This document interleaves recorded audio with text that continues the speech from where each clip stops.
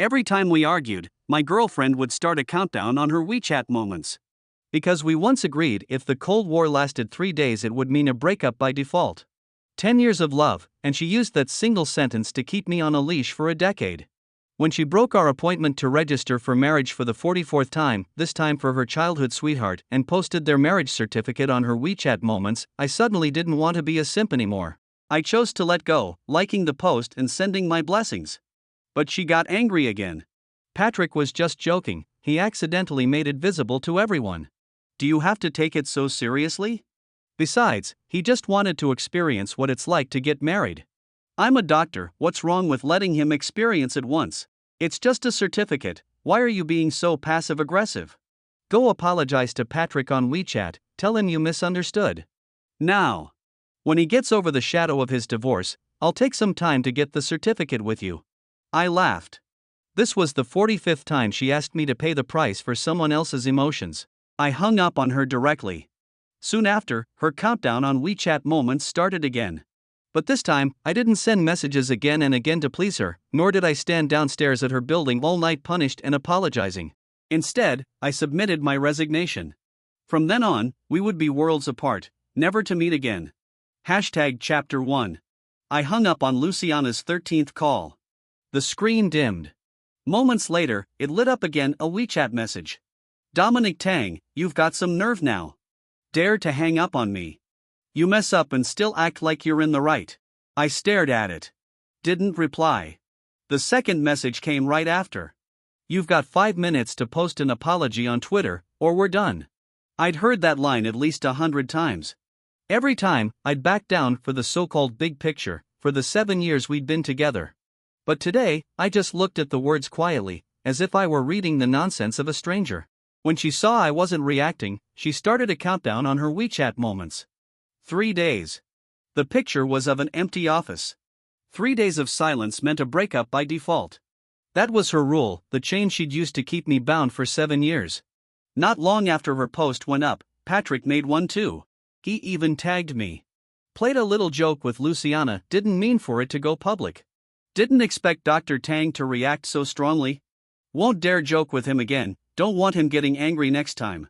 Luciana was the first to like it.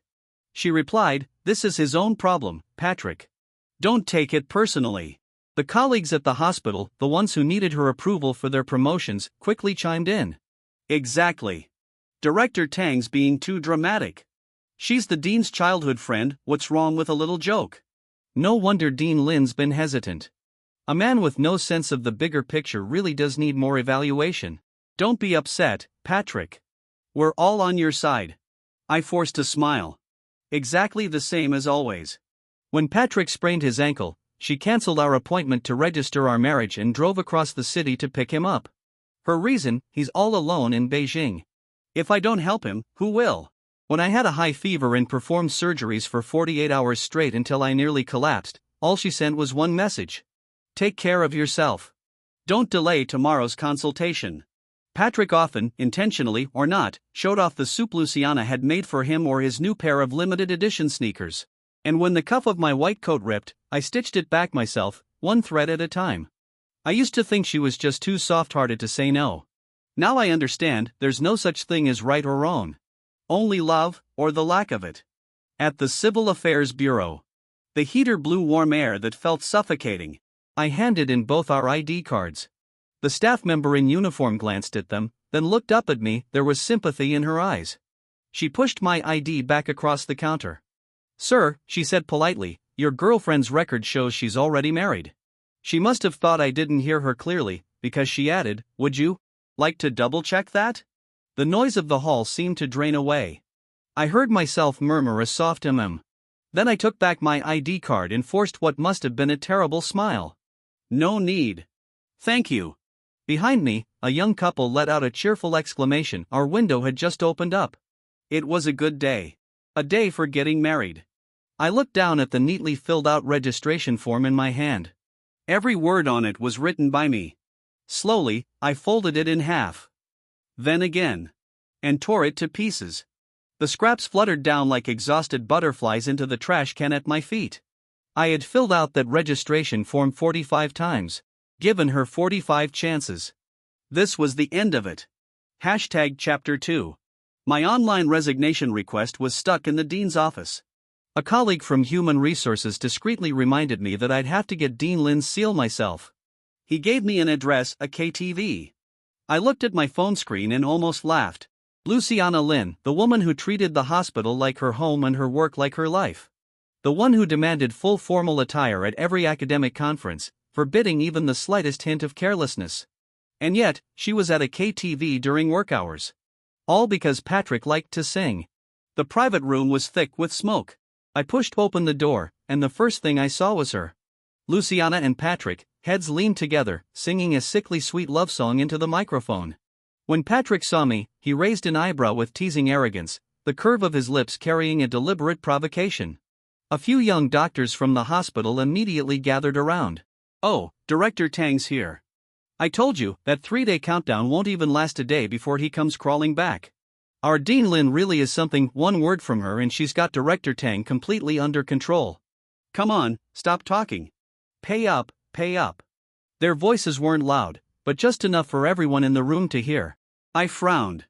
I'd heard words like these countless times before. But never once had they irritated me like this. "I'm not here to make peace." My words drew a round of laughter. "Oh, don't pretend, Director Tang. Everyone knows your Dean Lin's ultimate simp can't drive you away no matter how hard we try." I couldn't be bothered to explain anymore. I took the resignation papers out of my folder and slapped them onto the table. "Dean, sign it." Luciana was about to pick up her pen. Patrick caught her wrist and gave it a playful shake.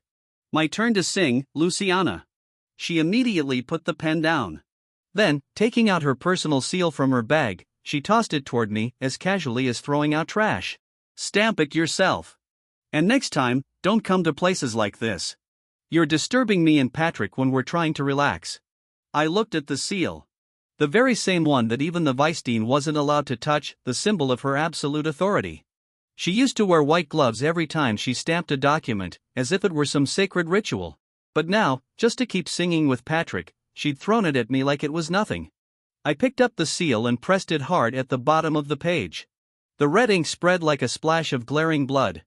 I gathered my papers and turned to leave. Luciana stopped me. "Wait." She tossed over a USB drive. "Finish Patrick's SCI paper for his title review." I couldn't even remember how many times I'd done this, made wedding clothes for someone else. All I knew was, every paper I stayed up all night to write bore someone else's name. Every surgery I performed until dawn was credited to the department head. I used to believe Luciana whenever she said we needed a sense of the bigger picture, that we had to think for the hospital as a whole. I believed her. I thought she saw everything I gave. But those sacrifices only ever earned her a sense of entitlement and progressively bolder orders. Now I wasn't part of her hospital anymore. "I won't do it. I already." My words were cut off by Patrick's aggrieved voice. "Luciana, if Dr. Tang won't do it, fine, then I won't apply." Luciana instantly softened. "What nonsense! That can't happen." She turned to me, her gaze went cold. "Dominic, don't you know your post already made Patrick very unhappy? Now I'm asking you for a favor and you're balking. If you keep this up, do you believe I can make it impossible for you to work in the whole medical circle?" I sneered inwardly. When my father's surgery had failed years ago, she'd only said my condolences over the phone, cold and distant. Now, over Patrick's title evaluation, she was frantic as if the sky were falling. "Do as you please," I said flatly. The private room fell instantly silent. Shock showed across Luciana's face, unmistakable. Patrick let out a light laugh and tried to smooth things over. "See, Luciana, I told you Tang's just playing hard to get, wants you to coax him more." Luciana believed it immediately. The surprise on her face vanished and she slipped back into that composed, confident, queenly posture. Her tone softened considerably. "All right, Dominic, I know you've been under pressure lately, I've been neglectful. You quietly help Patrick finish the paper, and in 3 days I'll go with you to register, okay?" Another empty promise. Another painted out pie. Too bad, I had no appetite left for it. I didn't answer. I turned and walked away. The colleagues behind me started their snide commentary again.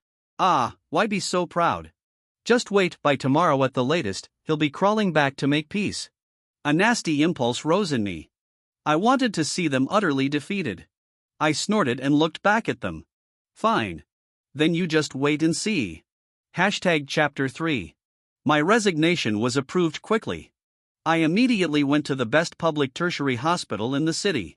Top surgical talent is snatched up everywhere. The new hospital's director interviewed me personally and decided on the spot. He not only offered me the position of deputy chief of general surgery, he also assigned me an expert apartment in the city center.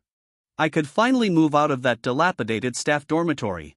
Luciana always said I had no ambition in life. She didn't know that almost all my salary had gone into equipment upgrades and research funding at her private hospital. I thought that was our future too. On moving day, I saw Luciana and her family at the entrance of the upscale restaurant beneath my new apartment building. And Patrick. The four of them looked perfectly happy together like a real family. I instinctively hid behind a nearby pillar. The scene reminded me of the first time I went to her house. I brought carefully chosen expensive health supplements, my palms sweating with nerves. Her mother served me a bowl of thin, tasteless noodles. When I offered to take them out for a proper meal, her father scolded me, "You don't know how to save, no wonder you won't get far." The gift I brought was taken and given to a relative's child. At the time I told myself they were simply frugal by habit. Now, by comparison, I looked like a clown. "Patrick, we all know about you and Luciana," came Luciana's mother's voice, amused. "Not like Dominic, who's all wooden, does surgeries day and night, no sense of fun." Luciana's father joined in. "Yeah, our hospital getting first in the city this time was thanks to Patrick. He knows how to pull strings with the health commission leaders." I stood in the shadow, shaking with anger. That evaluation, I led the team, stayed up nights for a month, organized thousands of documents, ran 3 mock presentations, we fought our way through dozens of hospitals to win it. I thought she'd be proud of me. Instead, my achievement was credited to Patrick. I looked at Luciana. She only sighed. "Make do, after all it's been so many years." Her tone sounded like someone talking about an old piece of clothing she'd worn too long, reluctant to toss but ready to give up. Luciana's mother continued, her voice openly disdainful. "Luciana, I'm telling you, Dominic brings bad luck to his family. Look, his parents died young in an accident. If you stay with him you won't have a good outcome. Brings bad luck to his family." Those words cut deep into my chest. My eyes went red in an instant. Years ago, Luciana's parents were in a major car accident in the neighboring city, bleeding heavily and needing rare blood plasma. It was my parents, they were doctors too. They drove all night to retrieve plasma from the blood bank and rushed to the neighboring city. To avoid a truck running a red light, they and the car plunged into the icy river. The plasma was saved. They never made it out. Luciana's family cried then and promised they would treat me like their own son. But now, there was no compensation, no repayment. Instead, I became the one they called Jinx. I couldn't stand to listen any longer. I was afraid I'd lose control and run up to them and ask whether their conscience had been eaten by dogs. I turned and walked away quickly. The restaurant lights were bright and warm. They couldn't reach into my heart anymore. Chapter 4. I turned to leave. "Well, if it isn't Director Tang." Patrick's voice carried just the right touch of surprise and the smugness he couldn't quite hide. Luciana's family all looked over. Luciana instinctively put down her chopsticks, her brows knitting together. "Dominic, what are you doing here?" Patrick immediately followed up, his tone dripping with mischief. "Luciana, Dr. Tang really can't let you go, huh? Wherever you go, he shows up." Luciana's face darkened at once. She seemed to believe Patrick completely. Her eyes on me were full of irritation and suspicion. "Dominic, there's so much work at the hospital, what are you doing here? Why have you become so paranoid lately?" I said nothing. It was all just absurd to me. She kept going, her tone like a boss scolding a subordinate. "You right now, go back to the hospital immediately. This month's bonus and special allowance are all cancelled." Her father chimed in, his voice brimming with disdain. "Luciana, I told you, stop keeping people like this around, no ambition at all. Look at Patrick, capable, thoughtful, helps you with everything." Patrick pretended to play peacemaker. "Dr. Tang, just apologize to Luciana already. She's only doing this for your own good." The whole family worked together seamlessly, like actors in a farcical play they'd rehearsed 100 times. Luciana, thinking she'd pushed enough, delivered the final ultimatum. "Dominic, I'm telling you, if I don't see you before midnight tonight, we're officially over. And from now on, Don't even think about stepping foot in my hospital again. I looked at her, calm as still water. She would never know what I'd just overheard. That night, Luciana waited in her office until 11:30 p.m. Dominic still hadn't come. Annoyed, she tugged at her collar and called her assistant. He didn't come to the hospital today? The assistant answered cautiously. No, director. She hung up, furious. Then she went to her usual bar, ordered a drink, and suddenly had her assistant accidentally leak the address to Dominic. It was her old trick, throw a tantrum first, then offer a way out. Dominic always took it, always came to comfort her. But tonight, minute after minute ticked by. Her phone stayed silent. She began glancing at the door repeatedly, a mix of hope and tension creeping in. She even checked her phone's signal several times, wondering if something was wrong. That feeling of waiting was foreign to her. Like a tool she'd used for years suddenly refusing to obey. Just before the countdown reached its end, her assistant burst in, breathless and excited. Director, he's here. He's downstairs. And he's holding flowers. At those words, Luciana's taut nerves instantly relaxed. Her brows smoothed, her usual queenly confidence returned. She lifted her glass, arrogance restored, and ordered coldly, go tell him he's late. If he wants my forgiveness, it won't come that easy. In her mind, she was already calculating how to play it, how to reassert control. But the assistant blinked, confused, and interrupted her. Director, what are you talking about? The person downstairs is Mr. Patrick.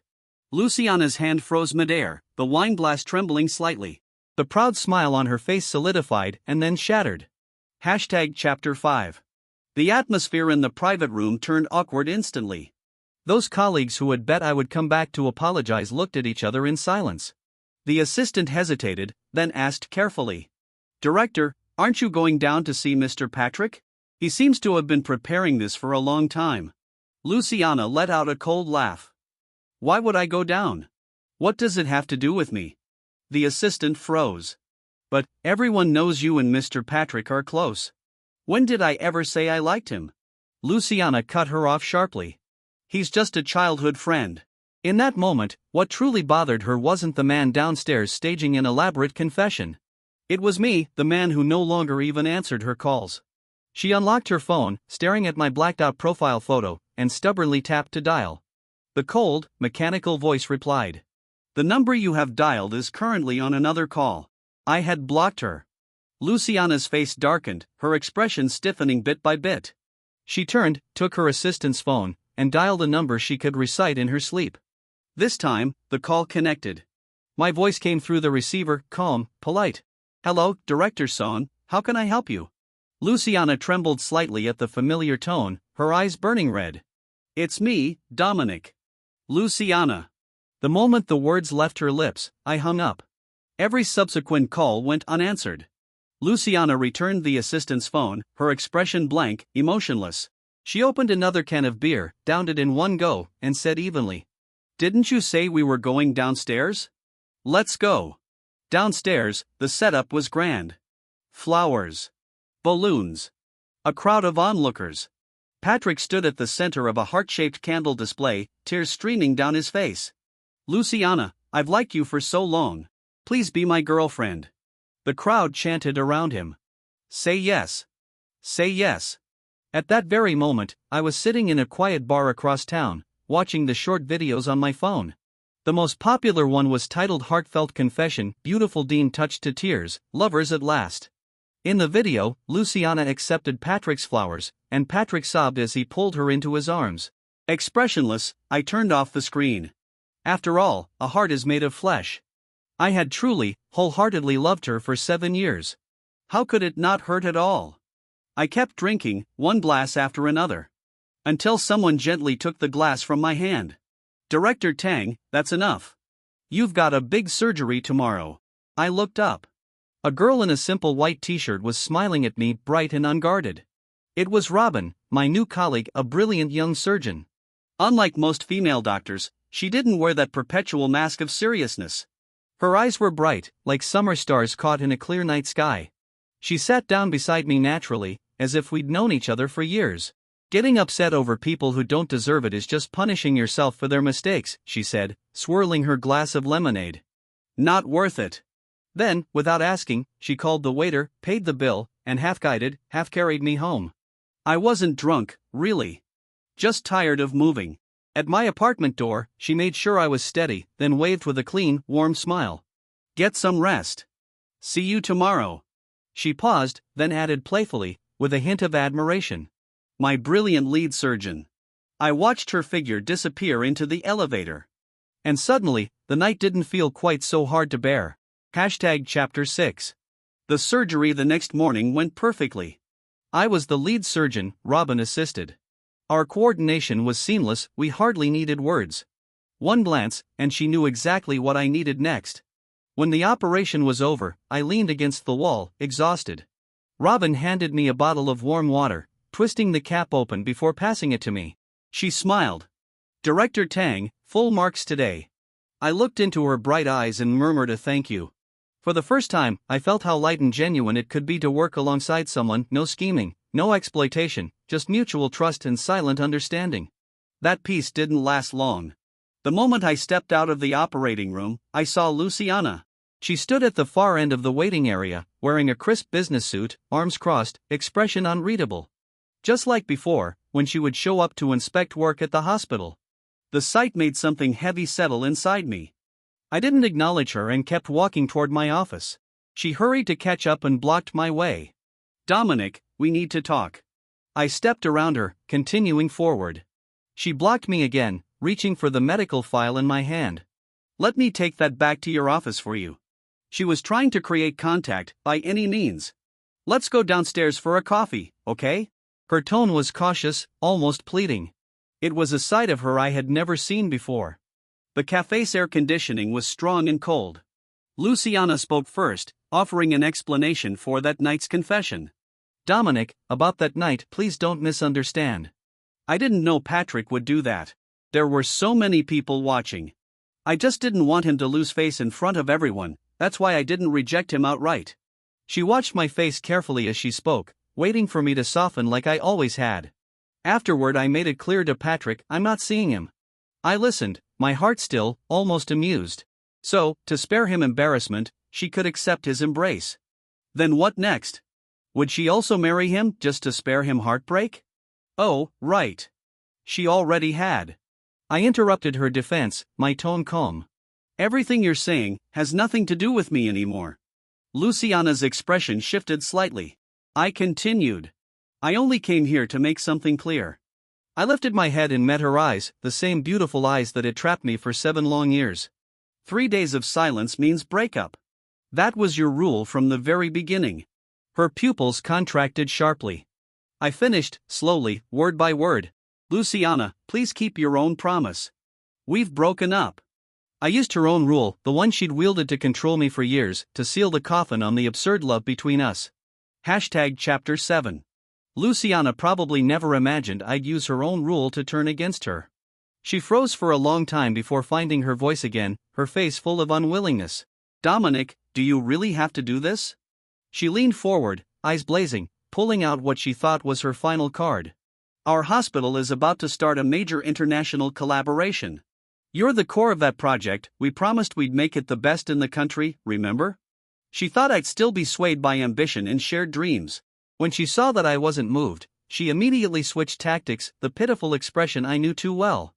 Dominic, don't be like this, okay? I'm about to go abroad for a research exchange. Don't make me worry about you while I'm away. That was always her way, a slap followed by a sugar-coated apology. Too bad, I couldn't taste the sweetness anymore. Just then, her phone rang. It was Patrick. She glanced at the screen, frowned, and hung up. But he was persistent, the phone rang again and again. Eventually, she picked up. From the other end came Patrick's panicked voice, loud enough for me to catch, words like my mom and surgery. Luciana's face changed immediately. She slipped into that familiar tone, gentle, patient, full of care. All right, don't panic. I'll come right away. Don't cry, your mother will be fine. I'll be there in 20 minutes. When she hung up, she hurriedly grabbed her bag, speaking quickly. Dominic, Patrick's mother is sick, I have to go handle it. Then she drew another one of those promises she'd always dangled like candy before me. Wait for me to come back. Once I'm back, we'll go get our marriage license right away. And just like that, she rushed out of the cafe, even forgetting to pay the bill. I watched her back as she left, my heart utterly calm. She was always like this. My problems, no matter how big, were small things. Patrick's problems, no matter how small, were everything. Luciana went abroad. Patrick followed. And my world finally went quiet. At the new hospital, I thrived. I completed several complex surgeries in a row and quickly gained a reputation in the field. Robin often came to my office under the pretext of academic discussion. She would bring me coffee from the best cafe downstairs or share interesting medical cases. We got along effortlessly. Whenever she was around, I felt relaxed. Our colleagues noticed too, often teasing me. "Director Tang, Dr. Lin is such a great girl, you'd better not miss your chance." Some even gossiped in private. Do you know who Dr. Lin's family is? Her father's Professor Lin Jinghua, the top neurosurgeon in the country. Her mother founded the biggest pharmaceutical company in China. The guys chasing her could line up from this hospital all the way past the Third Ring Road. Hearing that, my chest tightened involuntarily. I looked over at Robin, patiently explaining post-op care to a patient, her white coat neat, her smile gentle and warm, like sunlight breaking into the cold corridors of the hospital. But that light, it was too bright. So bright, it made me feel small. I remembered Luciana's parents' words, no future, wooden, social climber. I thought of myself, just a boy from a poor rural town who clawed his way up by studying harder than anyone else. Robin and I, we were from two different worlds. From that day on, I started to distance myself from her. When she came to discuss cases, I stuck strictly to work, never an extra word. When she brought me breakfast, I found an excuse to pay her back the next day. When she invited me to dinner after work, I declined, saying I had a surgery scheduled. Smart as she was, Robin soon sensed my withdrawal. One night, she sent me a WeChat message. "Director Tang, did I do something wrong? Did I make you dislike me?" I stared at those words, my chest tightening painfully. I didn't dislike her. I was just afraid. Afraid of repeating the same mistakes. Afraid I wasn't good enough for someone like her. After a long struggle, I finally replied, with a line cloaked in politeness, but cruel all the same. "No, you didn't. You're great. I just think if we get too close, people might misunderstand." The typing indicator stayed on for a long time. So long I thought she wouldn't reply. Finally, she sent a short message. "Okay. I understand. Sorry for bothering you." Her gentle understanding, her retreat, felt like a needle driven straight into my chest. I set down my phone and stared out at the lights of 1,000 homes beyond the window. A crushing ache welled up inside me. It was me, I had pushed away the only light that could have warmed me. Chapter 8. After that, between Robin and me, there was truly nothing left but work. We cooperated smoothly on the operating table. We discussed patients politely during rounds. When we crossed paths in the hospital corridor, we nodded, exchanged a brief greeting, and walked past each other. She never brought me breakfast again. She never asked me out to dinner. Sometimes I'd glance at her, she was always focused, head down, writing medical notes or smiling gently at her patients. It was as if that bright-eyed girl who used to chase after me, calling me my brilliant lead surgeon, had never existed at all. My life returned to the same sterile calm as before, clean, quiet, and lonely. Time passed quickly, and winter arrived. Patrick's WeChat posts still came often, mostly photos from abroad, and sometimes Luciana appeared in the frame. Occasionally, former colleagues would drop hints in conversation. "Dominic, Director Lin asked about you." I only smiled and said nothing. Eventually, no one mentioned it again. I thought the story between us had completely ended. Until that day. After an international medical symposium, she came back. And the first thing she did was come to my hospital. She carried several bags, top-tier surgical model kits and a few rare out-of-print German medical books. All the things I had once dreamed of owning. She handed me the gifts, her voice cheerful, but her tone held a careful gentleness I'd never heard before. "Dominic, I'm back." Then she explained, eagerly. "Don't misunderstand, there's nothing between Patrick and me. His mother had surgery abroad, and I just went to help as a doctor." She looked at me, testing the waters. "You aren't mad anymore, are you?" I looked at her, at that perfectly measured mix of hope and vulnerability on her face. For a fleeting second, I almost forgot that she too had once been capable of gentleness. But that feeling disappeared just as quickly. Our hospital's collaboration project. I've still kept your place on the team, she added, as if that would tempt me. I just smiled quietly. Didn't say a word. My silence must have misled her. Seeing my faint smile, her expression changed, that familiar look of pride and self-assured victory returned. She thought I was still the same Dominic, the man who would surrender the moment she softened her voice. She stepped closer, reaching up to adjust the collar of my white coat, a gesture she had once used often, casually intimate. I stepped back. Deliberately. And precisely avoided her touch. Her hand froze in midair. The smile on her lips stiffened. I spoke calmly, cutting through the silence first. I'm sorry, Director Lin. I'm doing well at my new hospital. I have no plans to change jobs for now. Luciana's expression darkened instantly. She frowned, her tone sliding back into that old familiar note of reproach. Dominic, are you still angry with me? I've already lowered myself so much to come find you. She still thought this was about anger. I interrupted her slowly, speaking the words I had rehearsed countless times, the words I most wanted her to hear. No, I said, looking at her, even smiling a little. I'm not angry anymore. I just don't love you anymore. Luciana froze completely. The color drained from her face inch by inch. From displeasure, to shock, to panic, until only disbelief remained. A pale, hollow disbelief. That single sentence cut clean through all her defenses, stripped away her pride, her certainty, her control, and made her face the cruelest truth she'd never dared imagine. I didn't want anymore. Chapter 9. That night, my department held a celebration banquet for me. I had just received the Outstanding Young Physician Award. I'd had a few drinks, but I wasn't drunk. When I got back to my apartment building, I saw the last person I wanted to see. Luciana. And beside her, crying pitifully, was Patrick. She was holding a bottle of red wine, probably taken from the banquet. She looked terrible. Her hair was messy, her eyes bloodshot. All the proud, composed air of the dignified hospital director was gone. She looked like a woman on the edge of madness. She stood in front of me, thrusting the bottle toward me. Dominic, I was the one who submitted the application for that award for you. And this is how you repay me? I looked at her, feeling only disgust. Please move aside. She refused, gripping my arm with surprising strength. I don't believe it. You said you'd always stay by my side, that we'd make the hospital #1 together. She was clinging to faded promises, trying to convince herself they still meant something. I couldn't shake her off. Then, another hand reached out firm, steady, and pried Luciana's fingers off my arm. It was Robin. She had just come from the same banquet. Facing Luciana Lin, her expression was icy. Director Lin, please control yourself. Director Tang just finished surgery and had some drinks. He needs rest. Then she turned, standing protectively in front of me. In that moment, I looked at her small but steady frame, her straight back, and something inside me broke open, collapsing inward. Luciana froze for a few seconds when she saw Robin. Then she sneered, as if suddenly finding the reason for all her failures.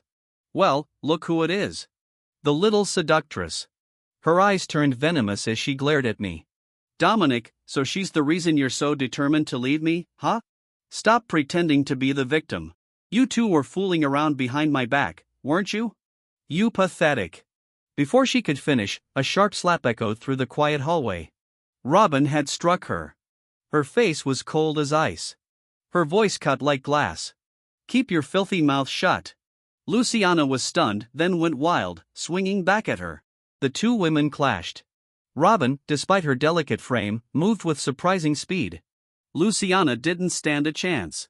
Within seconds, she was thrown to the ground. Security guards rushed over and pulled them apart. Luciana wiped the blood from the corner of her mouth, eyes blazing with hatred. What, did I hit a nerve? She spat. You're some spoiled little princess with a silver spoon. Why are you throwing yourself at a Phoenix man like him? You and Dominic, a pair of liars, perfect for each other. Phoenix man? Liar. The words stung like needles in my ears. I looked at Robin, this woman who had just fought for me, her cheek marked with a red scratch, still standing in front of me, defiant, protecting me. All the emotions I had been forcing down for so long, everything broke free at once. I stepped forward slowly. Under everyone's shocked gaze, I raised my hand and struck Luciana hard across the face. The sound cracked through the hallway like thunder. The world went silent. My eyes burned red. My jaw clenched tight. I stared at her, this woman who had once consumed 7 years of my life and delivered my final verdict on what we had been. I'm grateful, I said coldly. Grateful I finally see you for what you really are, a bitch. Hashtag Chapter 10. That night's chaos finally ended when the security guards broke it up. Luciana was dragged away by Patrick, half-pulled, half-carried. I stood there for a long time before finally sending a message to Robin. Sorry. And, thank you. She replied almost immediately. No need to apologize. I did it willingly. Though, maybe you could make it up to me with a cup of hot cocoa? We met downstairs at the cafe. I looked at the faint bruise at the corner of her lips, my chest tightened painfully. Luciana's voice still echoed in my head, Phoenix Man. Pathetic. Those words stabbed right into the softest, most fragile part of my pride. I looked at Robin, a girl born into privilege, radiant, warm like sunlight, and then I looked at myself.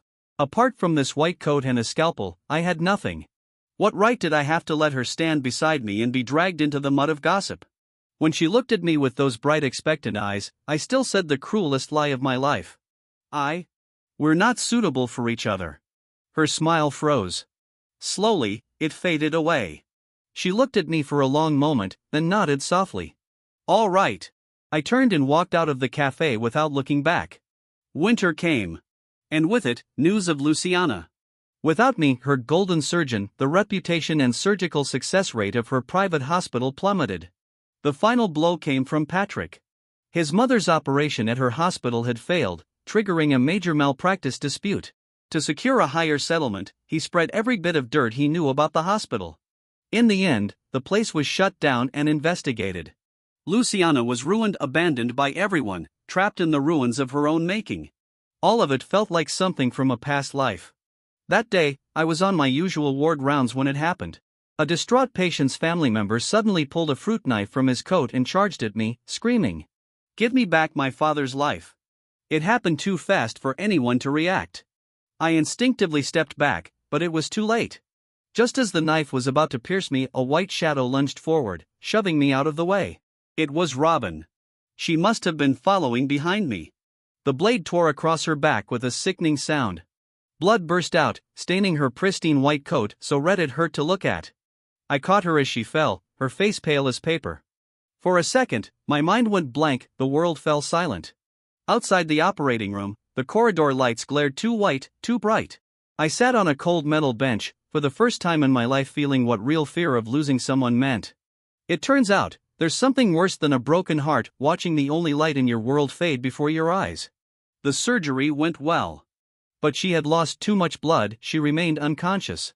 I stayed by her bedside, holding her cold hand, afraid to move, afraid to breathe. At midnight, snow began to fall, the first snow of the year. In her sleep, Robin suddenly frowned, whispering my name, tears sliding from her closed eyes. Dominic, don't push me away. Please. Those words shattered every wall I'd built inside me. Tears fell uncontrollably down my face. I lowered my head and pressed a gentle kiss to her forehead. Her eyelashes trembled. Slowly, she opened her eyes. She looked at me, weak, but smiling. I knew it, you couldn't let me go. I broke completely then, buried my face in her warm palm, my voice hoarse beyond recognition. I'm sorry, I'll never push you away again. Outside, snow kept falling, silent, endless. And inside me, for the first time in years, the light returned.